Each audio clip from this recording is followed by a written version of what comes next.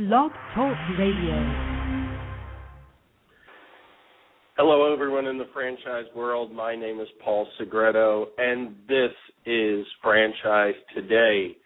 Today, my guest will be Shelly Sun, CEO at BrightStar, recent celebrity on Undercover Boss, and author of the new book, Grow Smart, Risk Less. Joining me today also is co-producer Joe Caruso from the great state of Maryland. Joe, how are you today? Fantastic, Paul. Always a pleasure to be here with you on Franchise Today. You know, last week we had another good, riveting show as we had two great guests on the show. If you would, give us a recap. Well, we had Michael Webster, franchise attorney out of Toronto, and Paul Steinberg, a franchise attorney out of New York City, and they recapped the ABA Forum on Franchising conference in Baltimore, this is the 34th year for the conference, and they shared a lot of their insights on franchising, what their take was on a lot of the breakouts and the subject matter covered at the ABA. They did a fine job, and they're great guests, and Michael is a returning guest, and I'm sure we'll have both Michael Webster and Paul Steinberg on again. Yeah, I'm sure. There was some good information that came out of there with some good discussion regarding KFC and coverall cases. I think it was a very riveting show. And who do we have coming on future episodes of Franchise Today? Well, we've got a great episode coming up, a great show on November 17th with attorney Mark Fidgman. And the show is called HR Challenges for Franchisees and Franchisors. Why should you care about tattoos, Facebook, and the end of the alphabet? And we gave kind of a clue about what the end of the alphabet meant on the last show. And it's really talking about the Gen Y and the Gen X generation and how employment has changed because of their upbringing and that particular demographic, and also with technology. So it's going to be very, very interesting, and we'll save the tattoo part for the show, but Mark's going to be a great guest, and I think both franchisors and franchisees will get a lot out of the interaction. And then we break, of course, for Thanksgiving, so we won't have a show that week. But returning in December, on December 1st, we've got a very, very exciting guest. We've got Bob Coleman. He is the person who produces the Coleman Report, which is used by lenders and SBA folks on performance of SBA loans, franchise SBA loans. And his show is going to be The Politics of Lending, Lipstick on a Pig, and What Really Matters to Lenders. So in this economic tumult that we're in right now, and the need for financing for all business, but in particular the audience that listens to Franchise Today, franchisors and their franchisees, this is a not-to-miss show. So we're going to learn a lot about Bob, and Bob has been on national TV. I've watched him on Fox Business News. He's been on Fox News. He's been on a number of other mainstream media outlets, and we look forward to having Bob on the show. Well, that'll be great. I look forward to both shows, and then, of course, we'll be breaking for the holidays. I think we'll have one more show on December 8th, and then we'll probably break from December 15th until the middle of January, and then, of course, we'll be talking about the IFA convention and upcoming franchise events. And looking forward to have some of the people from the IFA. I know we tentatively have scheduled Steve Caldera for the end of January as well. We'll have to firm up that date. But all in all, I think it'll be good as we lead into the franchise convention in Orlando, Florida. And I'm sure today's guest, of course, will also be there. Shelly Sun is the CEO and co-founder of BrightStar Care, a premium healthcare staffing company providing the full continuum of care from private home care to people of all ages to supplemental staffing for medical facilities, including hospitals, independent assisted living facilities, and doctor's offices. Shelly was selected as the IFA's Entrepreneur of the Year for 2009, becoming not only the youngest recipient of this impressive award, but also only the second female recipient. And then in 2011, Shelly and BrightStar were featured on the hit CBS series Undercover Boss, and I was very happy to help promote that in various social media. It was really a lot of fun leading up to the event. Shelly, welcome to Franchise Today. Thank you so much. Well, it is great having you here today, and I think we just, need to get right into it. You wrote a book, Grow Smart, Risk Less, which I've read, had the pleasure of reading on my travels to the West Coast Franchise Expo last week, and it was really quite enjoyable. Wendy, your assistant, and your chief of staff, which I love the title for your company, sent me a copy and also downloaded it through iTunes. So it's really a great read. And, I went into it and had a totally different perception of what I was going to be reading because I knew it was going to be about you. I knew it was going to be about the BrightStar story, but I didn't realize it was going to be such a textbook, if you would, for new franchisors, and I think that's what really impressed me the most. And so I'd like to start off and just ask you a question that's probably on a lot of people's mind, which is, what was the inspiration for BrightStar? My husband and I were looking for home care for his grandmother back in late 2001 and had a really hard time finding great quality care that were really compassionate and kind of cared about Grandma first. And we regrettably lost her to cancer the day before we got married in early 2002. And it really got us thinking about how hard it was for us to find great home care. Neither of us came from a healthcare background, but we had a strong consumer experience, and we felt very passionate to make a difference and make sure families didn't have to go through what we went through, and really set out to really transform that home care experience, and launched our very first company-owned location in October of 2002. Well, that's awesome. Family is so important nowadays, and for a long time, obviously, but it seems like even more important. I know I did a informal survey with respect to business failure and franchise failure, and not having the type of support at home necessary to sustain a business or even entering a business seemed to be a big problem. How important is family in starting a business?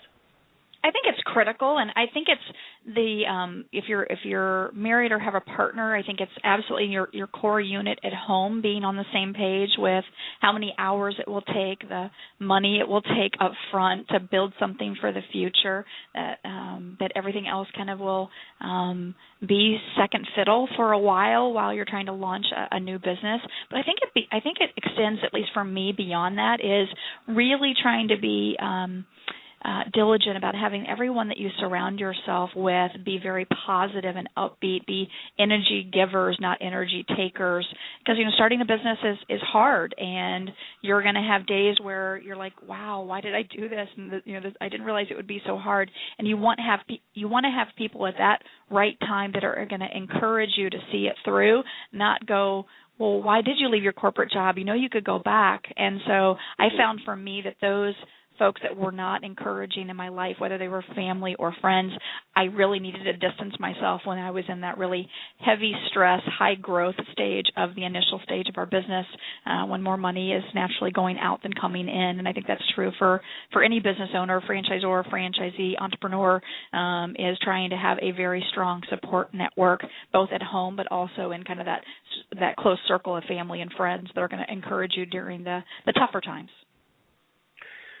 In your book, Grow Smart, Risk Less, there's 5 different sections, and as I said, I felt that it was a very strong textbook type for of publication for new franchisors, and certainly a lot of the mature franchisors can learn a lot from it as well.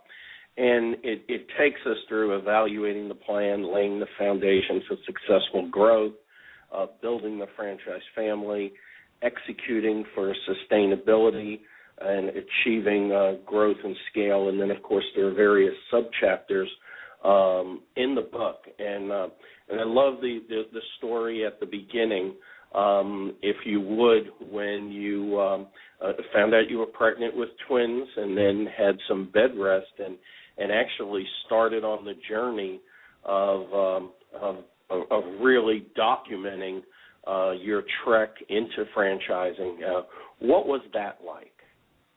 Well, we had an unusual turn of events in 2004. So we'd had a company-owned location that was very successful for a couple of years, and then had an opportunity to become investors in 2 hotels. So we became franchisees before we were ever a franchisor. We were so passionate about our business, we were just saddened that we couldn't help families everywhere, just the families that were in our immediate area. And making that large of an investment in 2 hotels, even as a partial owner, I felt compelled to go to new manager training and new owner training with a couple of large hotel systems, and saw franchising and thought, wow, this could be a really great way to find a local, compassionate, passionate owner that's capitalized to leverage our brand, our training, our systems to let them grow and serve families in every market. And so that was in July of 2004 when we invested in the hotels. Within probably 30 to 60 days of that, finally, after much trying, became pregnant and with twin boys. And in November, I went on bed rest. And for anyone who knows me, I run like an Energizer bunny, always going. And so bed rest was very hard for me. So I had this idea about wanting to make a difference and wanting to expand through franchising, and sat on my computer with a hospital table in my bedroom and set about writing my operations manuals, documenting everything that had made us successful in a company-owned location, to plan for, after the birth of our baby boys, that we would give birth to a franchising brand to expand and help entrepreneurs become our franchisees and make a difference in their community with BrightStar Care. Now, you also said, though, in your book that you actually had some staff meetings in your bedroom while you were on bed. I sure did. I mean, I'm a CPA by background, so I clearly love numbers, but I'm also a big people person, and so having that connectivity to my staff. I mean, my staff are like my family, and we still have performance goals and things like that, but not having that interaction was really tough for me. So they put up with me and would come over to the house once a week to do staff meetings during the time that I had to be on bed rest. That's great. So what was the defining moment in taking the company from a corporate operations to a franchise system? I mean, I think really being exposed to seeing how well we actually went through training with Choice Hotels, who Steve Joyce is the CEO of, went through and was so impressed by how, not coming from the hotel industry, we could be fully trained to, replicate a successful business model. And I had always wanted, even in our original business plan, didn't know the distribution method, but always wanted to be able to deliver our healthcare services, around the country and eventually around the world, and make a difference in terms of the quality of care. And franchising, after exposure to it, made a lot of sense as to an ability to keep control over the quality and the branding and the customer experience, but being very diligent on the selection of good people who were going to be in it for the right reasons, but also were committed to doing what it takes to grow a small business and get it to the point of being successful. And franchising seemed to kind of marry those two things for me: a great distribution model with a great group of people to be able to help more families everywhere. Joe and I, Joe Caruso, co-producer on Franchise Today and a very well-known franchise executive, and I have hours upon hours of conversations, and we talk a lot about culture, and we talk a lot about systems. And Joe, did you have a question for Shelly with respect to any of that? Well, I have a comment and possibly a question. I met Shelly and JD when they were in the initial stage of the launch of their franchise at the Franchise Finance Conference in Minneapolis. And I recall, you peppering me with a lot of questions about franchising and practical business methods and best practices, and it was interesting watching you work the room because you were just soaking up all of the energy and all of the information. And for people who haven't been to the Franchise Finance Conference or the Restaurant Finance Conference, it's a great environment for learning. It's a great environment for making contacts within franchising. But what would you say, Shelly, back at that stage, and I think I met you in either 2006 or 2007, what was going through your mind at that point in time when you were just really getting immersed into the franchise culture and the franchise distribution model? Absolutely. I think you're right. I mean, I think for the first 2 to 3 years, I just really became a student of franchising. I think I quickly realized that while I'm in the business of healthcare, to be a great franchisor, I had to not only be able to be great at healthcare, I had to be great at franchising, and I had to know how to help franchisees be successful. And I had run a healthcare business for 2.5 years at that point, but I hadn't run a franchise. And so I wanted to learn from those that had been around and done it before me. And I found that so many people were willing to share with me what had gone right and what had gone wrong, and I just tried to be a sponge and listen to the words of Rocco Fiorentino or Brian Schnell or Kurt Landwehr or Jeff Hill. I mean, so many people mentored me. I mean, I probably have 30 or 40 people that I have constant contact with that I began talking to in my first couple of years in franchising. And what really compelled me to think about how could I take that working of the room and all of those best practices that I gathered? I mean, I think that the BrightStar success story is not a Shelly Sun or JD Sun success story, but a franchising industry success story, because really it was all of the lessons learned from so many people that were so willing to share, and how could I take all of those lessons learned and all of those contacts that I made and who are the best suppliers and what are the right conferences to go to, and really for a brand new franchisor that may not have been as lucky to find the mentors very early on like Lane Fisher and Brad Fishman that introduced me to everyone in franchising, that might not have had the same path, to create for them a way to go step by step to have a similar successful experience in forming a franchise company. And Brian Schnell, who's on my board of advisors, a really prominent franchise attorney, had been on me for about a year to write the book. He goes, you've seemed to have done everything right, or at least where you've made the mistakes, you've corrected. And from a culture perspective, you really care about your franchisees being successful. All you talk about is franchisee unit economics and how can you constantly improve that. And all of your people speak the same thing. If you could just help new franchisors have that same philosophy and that same approach, franchising in general would be stronger. And because I felt like I had taken so much from the industry in the early stages, it really was hopefully my opportunity to not make it about Shelly and JD as Paul spoke about, but really have it be a way of giving back to help it be the playbook or the step-by-step guide on hopefully doing franchising right from the franchisee's perspective. And I love obviously I love the book. There's a particular passage in here that I want to read that I think strikes to the point that you just made. And it said, franchisors can be successful for short periods of time regardless of how their franchisees perform.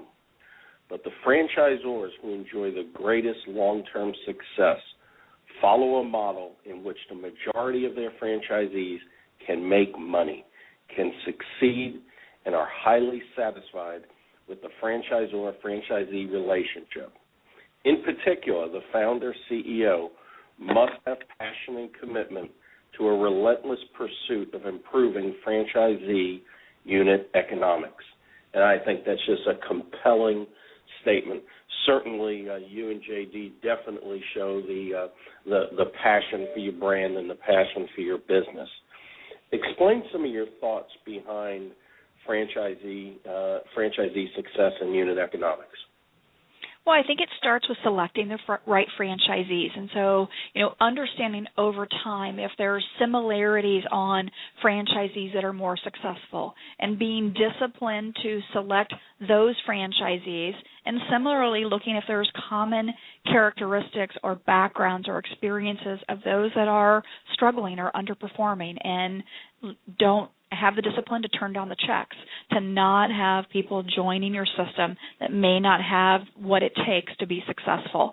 So I think it starts with selection, and then it starts with making the investment to give them the right tools and training and resources to be successful. I mean, we've got a very heavy infrastructure of people to help our franchisees. We are about one full-time staff for every 4 franchisees, and so we really have made a commitment to infrastructure, recognizing that our franchisees are going to need us more in their first 24 months than they'll need us throughout our entire relationship combined after 2 years. And so making sure that in our early stages of franchisor, we've invested to have those resources when they need it.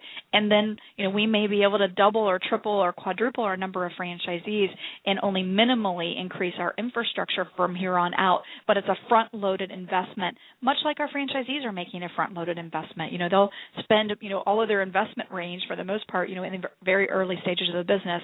I guess we want to match our pain points and our success journey together, that we're willing to invest up front while franchisees are investing in up front. And as franchisees are successful over time, we too will be successful over time. As you're venturing into the franchise side of business, obviously you must have hit some bumps in the road. Is there anything in particular that stands out in your mind as a bump in the road as you transitioned from corporate operations to franchising? I think 2 key lessons learned that we had to go through, and I talk about in detail in the book, because I think from your mistakes you probably have the greatest learning, but hopefully you can help others avoid the same mistake. So the first would be really, truly understanding the capitalization necessary, not just to launch a franchise system, but to get to where the franchise system is royalty self-sufficient. And what I mean by royalty self-sufficient is there are more recurring revenues coming in than expenses are going out the door. And so I think for new franchisors, they plan on franchise fees, from the sale of a franchise, and then when new franchise sales aren't happening, they can be upside down from an infrastructure perspective and from a capitalization perspective if they haven't planned appropriately. So that was my first lesson learned when we were $200,000 short of what it really was going to take to stay at it and grow a successful brand. And we had to go, hat in hand to a family to help us out. We paid it back within 12 months, but, it was a really tough time. And so I can sympathize with, other business owners that are kind of going through that stage. But I think if you're really passionate about what you believe in, and it can be successful, timing may just have gotten in the way that you press ahead and you move forward. The second one was really fully understanding that once I made a decision to be a franchisor, I needed to be a franchisor the majority of my time, and I didn't move quickly enough to backfill myself to oversee the company-owned location and tried to do both. And that didn't really create for a successful opportunity to continue to grow my company-owned store. In fact, it suffered pretty substantially not having my oversight of it. But I felt like I owed it to my franchisees that if they were writing these checks and joining my system, that my attention needed to be focused on them. And so, a lesson learned would have been to plan an increased level of capitalization, bring in leadership person to run my company-owned location so that me as a founder could focus on my franchisees and not feel guilty if I'm 100% focused on my franchisees and my company-owned store is suffering, or vice versa. As young franchisors or aspiring franchisors consider when contemplating the move towards franchising, there's a host of different things that run through their mind. And, of course, like you said, a lot of them start thinking about making ends meet through franchise sales, and as we know, that's a surefire recipe for failure. the thing that impressed me as I was reading through the book, it seemed like you and JD made two big investments. The first was in human resources along the way as your book progresses along in your trek from starting as a franchise to today, and it shows how you've added various layers of management and brought in different people to fill different roles to take the company and yourself in a different, in a more progressive direction. And the second one was with respect to investing in technology. And too often than not, we see today a lot of brands start up and don't make those necessary investments. Even as they start progressing along, it's more reactive than proactive. How important was making let's talk about human resources first. How important was it make those investments along the way with respect to adding key people every step of the way? I think critically important to our success, because I think, there have been a lot of high growth industries and, anything having to do with children or seniors, wellness, have been very high growth industries. And so if the business is going to come, then we didn't want to be in a situation of going and hiring people and if they don't come from healthcare, having them take 6 to 12 months to ramp up. And even if they do come from healthcare, since we were the first brand that had the full continuum of care, including skilled care, it would take them probably 3 to 6 months to ramp up. And so if we were always hiring after we had already sold the franchises, then our new franchisees were getting a subpar experience, and that's not what they paid for. So I think the reason we didn't just grow fast but grew smart was our ability to invest ahead of the growth, but be prudent about not just investing for investment's sake, but being able to look at what was the growth trajectory for all of my competitors that had kind of come before me to know how quickly I may grow, and then be able to plan the organization ahead of time, allowing 3 to 6 months for experienced industry people and 6 to 12 months for those positions that I might pull outside the healthcare industry. Throughout your book, I love the little statements that are avoid this pitfall. And you speak directly towards your own experience, such as on page 68, it says, avoid this pitfall, and it says, I didn't invest in having a leader oversee the company-owned operations while I focused on my franchisees. And I love these pitfalls along the way because they really stand out and they really tie into what you're talking about right at that particular time. But they're just very powerful statements, and I certainly thank you for putting those in the book that way, because it definitely was very impactful. When you talked about investing in technology, what was some of your thoughts behind it? I think initially, if I recall correctly, you invested in software for day-to-day operations that was specific to the company operations, so it seemed technology was paramount right from the beginning. And what were your thoughts all along the way? Well, I wanted to ensure a consistent quality delivery to our end consumer, and so investing in technology allowed me to do that in my company-owned store, but certainly set the stage for being able to replicate out a consistent customer experience over time. But I think what I've seen, which sometimes you're smart and sometimes you're lucky, is I think the biggest benefit that we had that our technology was in place before we ever franchised.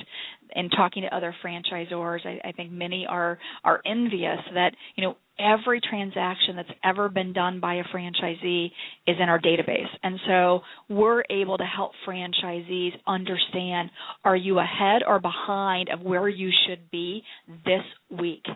And so, being able to have real-time data for our franchisees, you buy a business as a franchisee to be in business for yourself but not by yourself, we really bring that to life because our franchisees really are able to know if they're ahead or behind on margin, are they ahead or behind on revenue, are they ahead or behind on profitability by benchmarking them against every other franchisee in our system at a similar period of time and being able to help them know what does top quartile, what does second quartile, what does third, and what does fourth look like so they know where they're performing and helping them with an action plan to make improvement based upon where they may be falling short. And so I think it was a great back-end office efficiency issue was the reason we made the investment initially, but I think the biggest benefit of my technology today is actually the ability to aggregate the data and use it to help our franchisees make better decisions and improve their performance over time.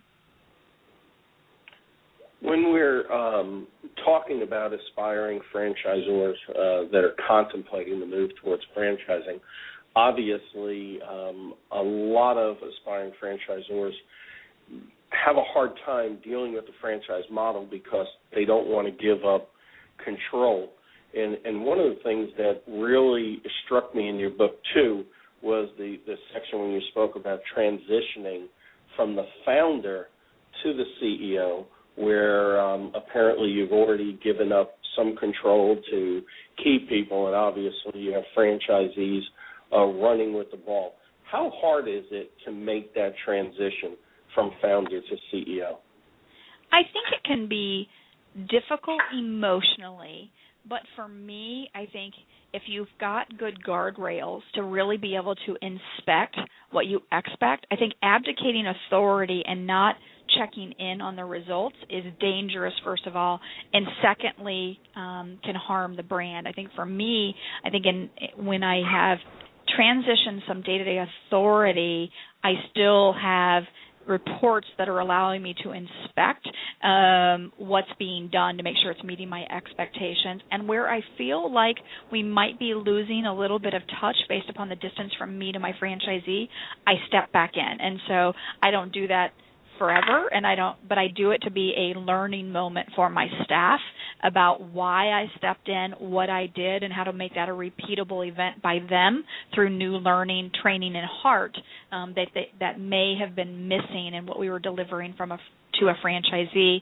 And then as a founder, and because my money is still all at risk, there's certain things that I still absolutely have come to me, even though I have a day-to-day president involved. Anything that changes policy, any default notice that we're issuing to a franchisee, and any change in agreement on a brand new franchisee, which is almost unheard of, but on some of the master agreements we're doing outside the U.S., as we're kind of venturing out into new territory, a little bit more modification might be necessary. And so I kind of have the guardrails for when do I still need to make sure that even though I'm not running a lot of the day-to-day, that the things that are critical that could impact the health of our business long-term, I'm involved in those decisions. So I think for me as a founder, understanding what things do I still want to stay involved in and making sure that that's very clearly articulated and documented. And then for the things that I have transition authority, how am I going to be able to spot check and inspect that what my expectations are being fulfilled?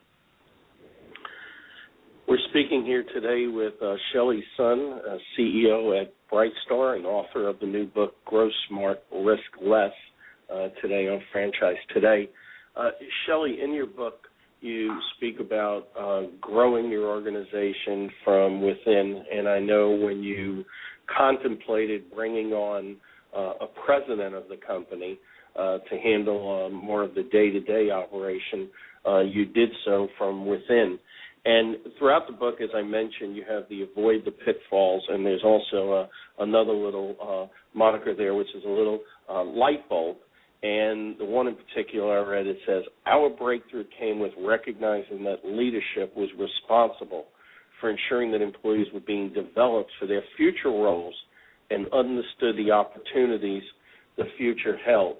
What was some of your thought process behind that and how it led to nurturing an individual that was in the organization that eventually became your president? Well, I think, an organization is only as strong as its people, and you need to recognize who your top performers are, both in attitude but in terms of competencies that can be developed and make that investment. I think it's hard to make that investment in every single employee. So I think I'm realistic about really looking at kind of who are my top 10, which I talk about in the book. And we will move to who are the top 25 and really looking at the top 50% of our organization, make sure they've got 2-year development plans. We're investing in continuing education. I've got 12 people in my company going through CFE, Certified Franchise Executive Program, through the IFA, and that's not an inexpensive investment. We bring 10 to 12 people to the IFA convention every year just to expose our organization. And considering I only have 60 employees, that 20% of my organization are coming to convention, that's a pretty significant investment. But I believe it's important to nurture them, and I believe that my personnel that have the same passion for my franchisees' success, I can't train passion. So if they have that innately, that they would love to be an entrepreneur but didn't want to take the risk, but they love making it easier and enabling success for those that have jumped off the cliff and taken that risk in our franchisees, those are people that I want to make an investment with. And so that's been our philosophy. Very similarly, when I looked at a president and I was looking externally at an individual who had an amazing track record. And as I, dealt with a few of my mentors, my strategic coach, who's outside the franchise industry, but Rocco Ferrantino and Jeff Hill, and helping me kind of think through that decision, knowing that I'd been a founder and I knew every franchisee and their spouse and their kids and, the age of their kids, and it's just my hands were on everything. Both Rocco and Jeff said those shoes are really hard to fill. Now they tend to be 4-inch heels, so they really are hard to fill. But thinking about how much better would it be for you to bring in someone a level below and spend a couple years having them earn the respect of the franchisees, so that when you transition from you to a president, it isn't like, their best friend just left them, right? That they understand that you're there to do the vision and do the strategy, and there's someone tactically operating the day-to-day and how you two will work together. Much easier to do that than someone who doesn't have that relationship already with the franchisees, and they feel like the rug's been kind of pulled out from under them, that someone new is coming out that they're interfacing with, and they no longer really have the immediate access to me anymore. And so I think it served very well to try to develop, particularly key roles that are very franchisee facing, to develop those from within, where the franchisees already have their respect, so they're going to listen to them. Because if you think about the role of a franchisor is to coach a franchisee to reach their highest potential, you can only coach if you have mutual respect, and that takes time to acquire. And so if it's something that someone in a marketing position has an ability to potentially become a field support rep to support my franchisees, but the franchisees already love them in marketing, I will consider, grooming them and promoting them to a field support position, because the hardest thing to develop is that mutual respect and that relationship to be able to give coaching advice. I can teach them the skills of, how do you use this action plan and how do you look at this report and see how the franchisee is doing. But that basic level of mutual respect that makes any conversation possible, because the franchisee knows that it's coming from a good place, that's something that's harder to bring from outside the organization in. Yeah, absolutely. I do agree with that. Joe, did you have a comment? The comment I have is that Shelly, with BrightStar, you've really traveled the road less traveled in terms of what typically happens with emerging franchise brands. The anecdotal evidence is that about 75% of startup franchisors fail, and there's hard to pin down, but there's certainly a great number of what I call zombie franchisors, where they started out, they franchised a few units, and they found out for whatever reason that the unit economics didn't work, or they weren't suited to be franchisors, and they don't go out of business, but they really aren't actively franchising anymore. So you have exceeded and beat the odds where other franchisors have not. And I think what's really ringing true is that it wasn't an accident. It's because you had a plan, and it's because you followed your plan. and you had some great people to help you. I mean, Brian Schnell's a good friend and a great resource and a fantastic franchise attorney. You're lucky to have him. That's my only comment on the difference between what you've done and what others have maybe failed to do. Thank you. Yes, definitely looking at the this book, a play-by-play, if you would, in the playbook towards franchise success, Grow Smart and Risk Less, is definitely a very well-defined plan, and certainly I'm real appreciative that you've shared this with the community for sure.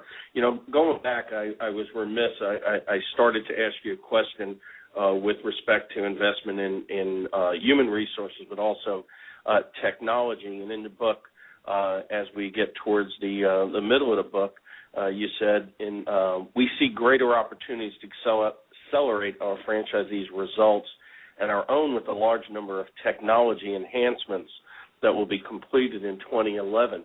How important is it for a new franchisor to realize the necessity of making investments in technology and then staying up with technology moving forward? I think it's critical, but I think that, you know, depending on the budget and depending on how successful their company-owned location is and whether they're using technology in their company-owned location before they franchise, I think, you know, looking at the alternatives of, you know, is there a system to buy, which is, and you're only paying a certain amount per month versus, you know, hundreds of thousands, if not millions of dollars up front to build a technology from scratch. And so I think technology is important. I think understanding the best technology for what a franchisor does and then having every franchisee mandated on the same platform so you can get the information back out with which to make great decisions is an important decision up front for a franchisor. That doesn't mean they have to be the one to spend millions of dollars to create their own like we did. We only built our own because we couldn't find technology that accommodated the full continuum of care and staffing. We could find home care solutions or we could find staffing solutions. We couldn't find a system that did both, and so we had to solve that problem. But, you know, as a new franchisor, and if I could find a technology for quick service restaurants or for, you know, pet grooming or, you know, whatever it was, and that technology existed on the marketplace, and the vendor was very receptive to giving me back all of my franchisees' data as long as I committed that I was going to make it mandatory in my franchise agreement that every franchisee signed up for that technology solution and capped the price, then I think you can have the best of both worlds without the huge upfront investment that investing in your own technology may have. Another pitfall that I read in the book, the mistake that many franchisors make in the early years is to sell franchises to almost anyone who is willing to sign the franchise agreement and pay the initial franchise fee. How important, and I know Joe knows and I know, but I'd like you to share with a lot of the young franchise professionals that are listening today, how important is it to avoid that pitfall? I think it really is probably the biggest difference between franchisors that make it beyond 5 years and those that don't are the selection of the franchisees, because it only takes one bad franchisee and a $200,000, $300,000, $400,000 settlement to undo everything that a new franchisor has done. Now, unfortunately, we've never had a litigation settlement or litigation with any franchisee, but I think our selection criteria, JD and I, because we're founders and we're both in the business, and I knew I'd have to support them, we've had a no-jerk rule from the very beginning. And so, you know, we really were diligent, even though we had 2 or 3 people who I would not want to support a year later write checks and be demanding about us taking it, that we refused. And it's so hard to do. I understand that in the early stages of franchising in particular. It's hard to turn down a check when you're trying to grow. But even with trying to do all the things right, you still potentially will make a mistake and get someone in as a franchisee that, while not a jerk, won't follow your model. And I think for a new franchisor, even if you've only sold 3 or 5 or 7 franchises, I think as early as possible, and I learned this from many franchisors that I had talked to, is as early as possible, have a resale program that's robust and strong, and resale agreements with brokers to be able to help franchisees sell their business, so that you can go to an underperforming franchisee or a difficult franchisee and steer them towards a different path of, this isn't working, but here we can help you exit. And if there's not a resale program in place, just having them close their doors isn't good for the franchisor, nor is it good from a franchisee for recovering some of their investment. Excellent point. And another pitfall that's along those lines, and I think there's a key point here. You say, remember, the wrong franchisee is expensive, not only in terms of dollars to support and lost royalty opportunity, and this is the key, but also in terms of the emotional toll and distraction. And share some of your thoughts on that. Well, I think that if you've hired for culture throughout the franchisor organization, we all get up in the morning, we all go to bed at night thinking about helping our franchisees be successful. And when you have a franchisee that fails, I think that's hard for the entire organization, because it feels like a failure, regardless of whether it was our failure or their failure to follow the model or use the model. It still is very hard on the employees to know that they lost one that they were rooting for and supporting. And so I think there's a lot of hidden costs that go with having a franchisee fail that are really important to think about all of those costs. So when you think about a $30,000 franchise fee compared to the hundreds and hundreds of thousands of dollars of lost morale and lost resources and opportunity costs of putting those resources elsewhere, I think it helps set things in perspective to make sure you're not making bad short-term decisions that really dramatically cause your long-term potential to be hampered. Chapter 6, I think, is really paramount for every new and mature franchise system to read and refer to, and it's implementing an effective franchise sales process. And I know we probably talk 2 more shows at least on everything in here, but it talks about mapping the sales process. It talks about the 5-step process, the opportunity, competitive advantage, joining the team day, et cetera, et cetera. And I highly recommend pick up Shelly's book, Grow Smart, Risk Less, and read through it very carefully. And as Shelly points out at the beginning of the book, read through it and then go back and refer to the different chapters and the different sections. It's really fantastic. What are some of the unexpected things that aspiring franchisors need to contemplate or need to be aware that possibly could occur that you might be able to share from your experience?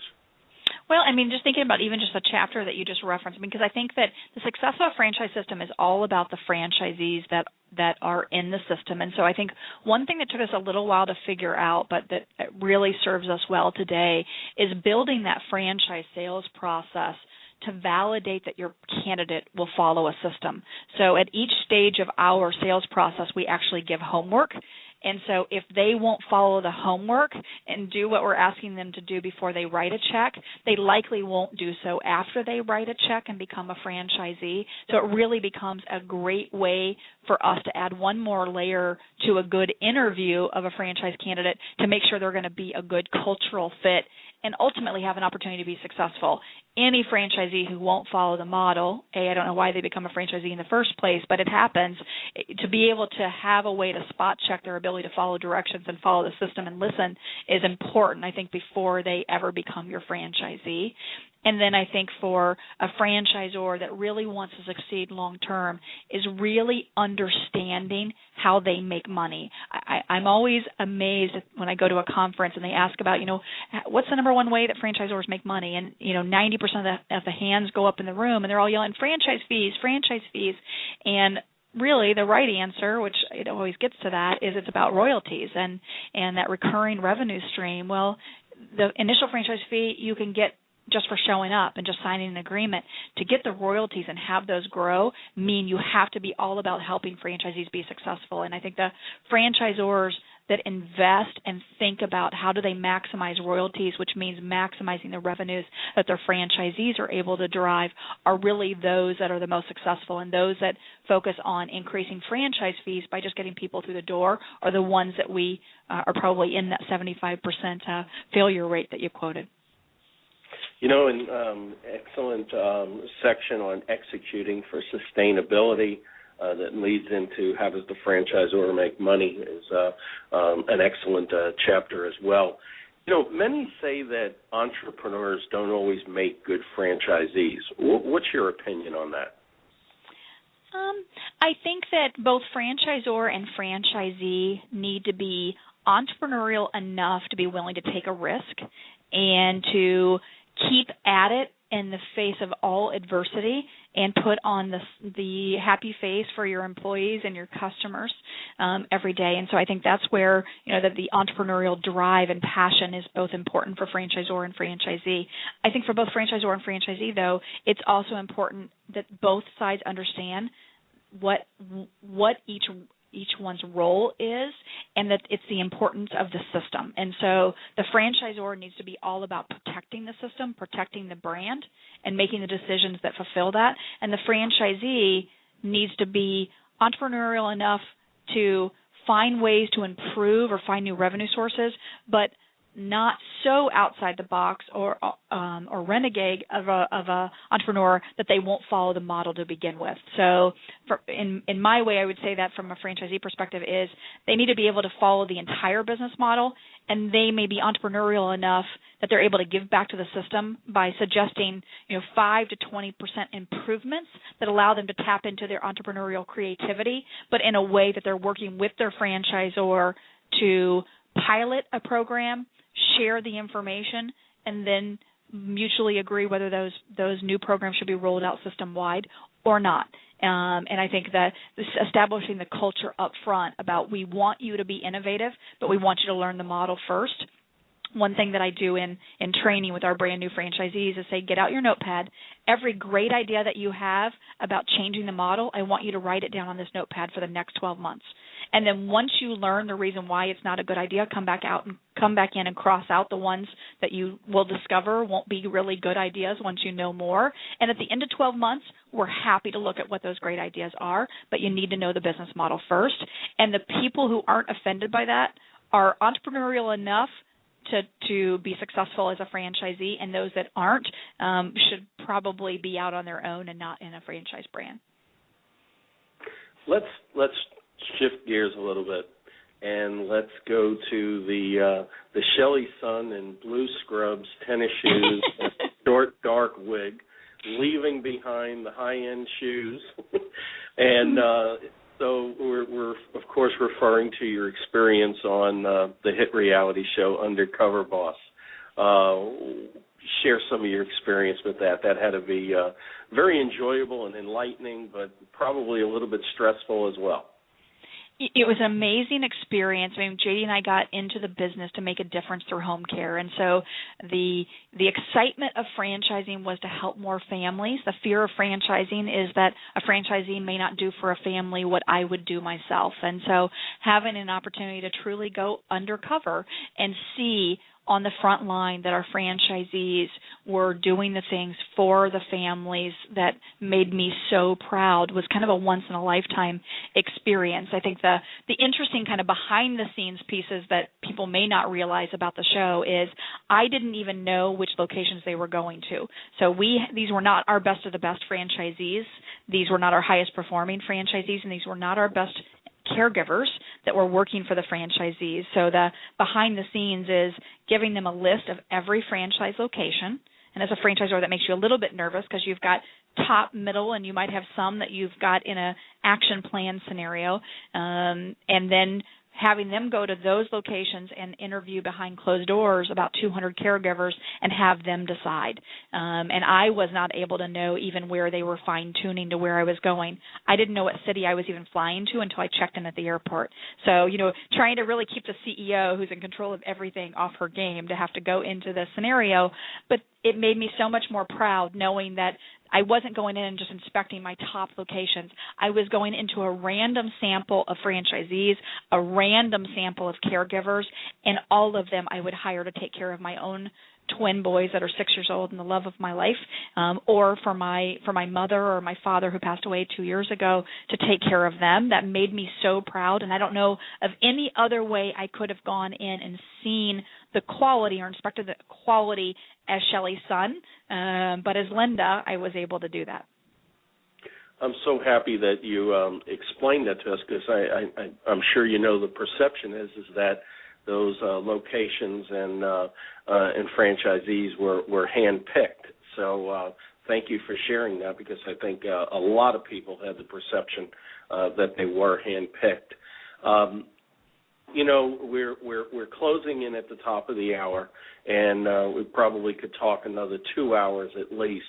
But I know in your book you refer to it a lot, and I'm talking about the IFA, and I know you're heavily involved in the IFA.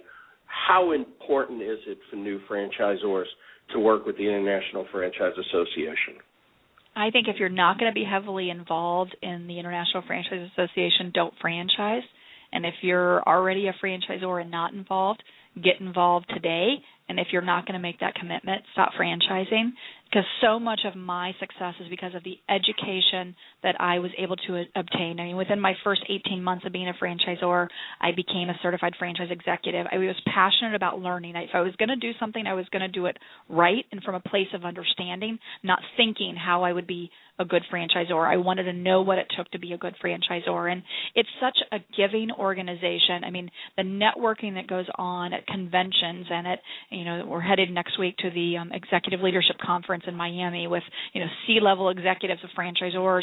Those kind of events are just so powerful for the networking and the sharing, and learn from those that have already made the mistakes and had the successes, so you can find the path to success and avoid some of the paths to mistakes. I think it's an amazing organization that is a huge value for what it costs to be a member of the association and what you get back. Very good. So where does Shelly Sun go from here? What's on the horizon? Well, I'm enjoying being able to have an opportunity to talk to so many young franchisors that are reading the book and want to kind of talk about kind of their path and journey. Our hope and ambition may be in the next 12 months or so to launch a consulting company to help new franchisors do it right. What I'd like to be able to create as a differentiation is having the answer to be don't franchise or don't franchise now be an acceptable answer, because franchising is expensive, and you really need to do it only knowing that your franchisees can make money and the franchisor can make money in a reasonable period of time. Otherwise, it's $150,000 of a waste of investment if you're not sustainable. And so consulting's on the horizon, and to just really try to continue to make a difference in an industry that's made such a difference for me. And then I see additional brands. We're looking at an assisted living concept. We just secured land to build our first assisted living facility with one of our franchisees as a pilot, and then we'll launch another franchise brand hopefully in 2013 and start looking at new franchisees to continue to grow and expand what BrightStar is able to provide to families across the country. You end the book by saying, as the leader, you own the responsibility for setting the vision, building the organization, and establishing the culture. Certainly, it's apparent that you and JD have done that. The last sentence I really admire, and it says, don't forget to enjoy the journey, and always seeing the smile on your face. I know you've enjoyed the journey, and I really thank you for being my guest today on Franchise Today. Thank you so much for the opportunity, Paul. I really appreciate it. Joe, we've got about a minute and a half. Any parting comments? I am so impressed with what Shelly you've done with BrightStar, and going back to one of your earlier comments about employing technology at an early stage and the benefits that are accrued by doing so. But what I really hear you saying is the discipline of reporting. And that's a huge error that many nascent franchisors make, is that they don't get good reporting either because they don't know how to do it or they're fearful of offending the franchisees by, requiring them to report. And before the show, I had a chance to take a look at your franchise disclosure document, and you have one of the most detailed Item 19 financial performance representations that I've seen. And you couldn't have achieved it had you not had the reporting. And so those franchisors that cop out say, well, I don't really want to do the technology piece. Well, you don't have to do the technology piece, but you do have to do the reporting piece. Absolutely. Yep, absolutely, yeah. Joe, who do we have on again next Thursday? Mark Fidgman. He's going to be talking about tattoos, Facebook, and the end of the alphabet. And it's going to be great HR information for both franchisors and franchisees. He's a very accomplished HR attorney and an employment attorney, and should be a great show. It definitely should be. Until next week, I'm Paul Segreto, wishing you the best, the very best, in this great thing we call franchising. Franchise Today is out.